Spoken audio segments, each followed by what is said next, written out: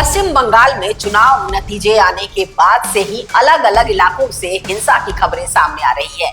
आसनसोल उत्तर विधानसभा क्षेत्र के कोर्ट मोड़ पर तृणमूल कांग्रेस पार्टी के एक दफ्तर में देर रात आग लगाए जाने के बाद इलाके में तनाव जारी है। ये दफ्तर तृणमूल कांग्रेस की वार्ड नंबर 53 की पार्षद मौसमी बोस का था।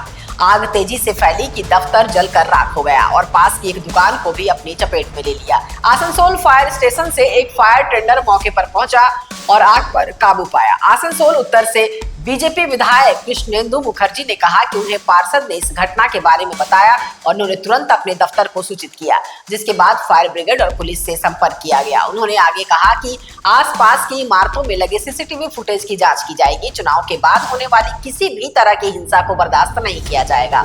आसनसोल के एक स्थानीय दुकानदार हरे कृष्ण बनर्जी ने बताया कि रात को दुकान बंद करने के कुछ ही देर बाद उन्हें आग लगने की सूचना मिली। वो तुरंत वापस लौटे और देखा कि पार्टी कार्यालय से आग की लपटें फैल रही थी। उन्होंने बताया कि उनकी दुकान के बिजली के सिस्टम को नुकसान पहुंचा है, लेकिन आग लगने का कारण अभी तक पता नहीं चल पाया है। पश्चिम बंगाल में मुर्शिदाबाद के जियागंज में एक घटना सामने आई है, जहां लेनिन के दशकों पुरानी प्रतिमा को तोड़ दिया गया। महुआ मोइत्रा ने आरोप लगाया है कि बीजेपी कार्यकर्ताओं ने प्रतिमा को गिराया और उसकी जगह दूसरी प्रतिमा लगाने की योजना बनाई। तृणमूल कांग्रेस का दावा है कि इस तोड़फोड़ में बीजेपी समर्थकों का हाथ है। वहीं बीजेपी का कहना है कि इस घटना में उसके कार्यकर्ताओं या समर्थकों की कोई भूमिका नहीं थी। पार्टी का दावा है कि चुनाव के बाद के जश्न के दौरान वहां अलग अलग समूहों के लोग मौजूद थे और हो सकता है कि एक अज्ञात शख्स ने ये हरकत की हो। कांग्रेस ने नदिया में टीएमसी कार्यालय पर कब्जा कर लिया है और ये घटना नदिया जिले के करीमपुर 2 ब्लॉक की नती डांगा ग्राम पंचायत में हुई। कांग्रेस का कहना है कि ये दफ्तर पहले उसी का था। टीएमसी ने उस पर कब्जा कर लिया था। मंगलवार रात को मध्य कोलकाता में उस वक्त तनाव फैल गया जब बुलडोजरों के साथ आए लोगों के एक समूह ने कथित तौर पर ऐतिहासिक हॉग मार्केट इलाके के पास तृणमूल कांग्रेस के एक दफ्तर को निशाना बनाया। इस घटना से दुकानदारों में दहशत फैल गई और उन्हें अपनी दुकानें अचानक बंद करनी पड़ी।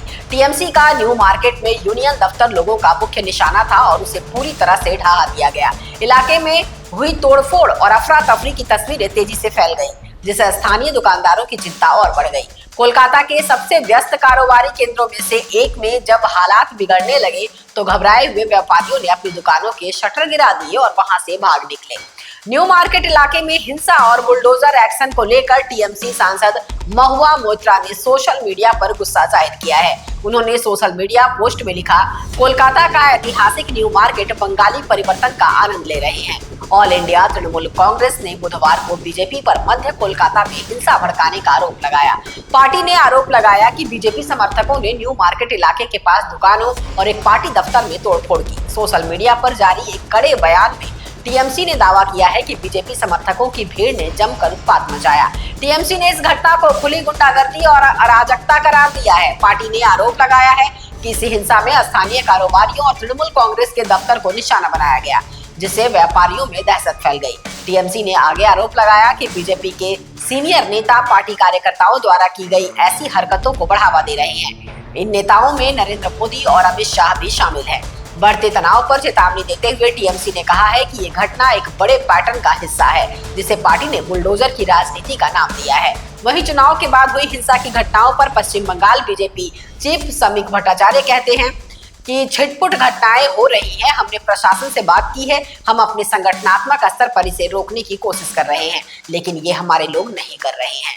वे टीएमसी हम पर आरोप लगाएंगे क्योंकि अब हम सत्ता में आ गए हैं, हम इसे रोकने में कामयाब होंगे। उन्होंने आगे कहा कि नतीजों के 2 घंटे बाद टीएमसी के उम्मीदवार ने दिलीप घोष को फोन करके खुद को बचाने की गुहार लगाई। दिलीप घोष ने उनसे पूछा कि वे कहां हैं, जिस पर उन्होंने बताया कि वे पार्टी दफ्तर में हैं। उन्होंने उम्मीदवार से कहा कि वे लोग चुनाव के दौरान उनके साथ थे। उम्मीदवार ने कहा कि वे टीएमसी के ही लोग हैं, लेकिन अब वे उन्हें पीटने आ रहे हैं। ऐसा होना ही था, टीएमसी कोई राजनीतिक पार्टी नहीं।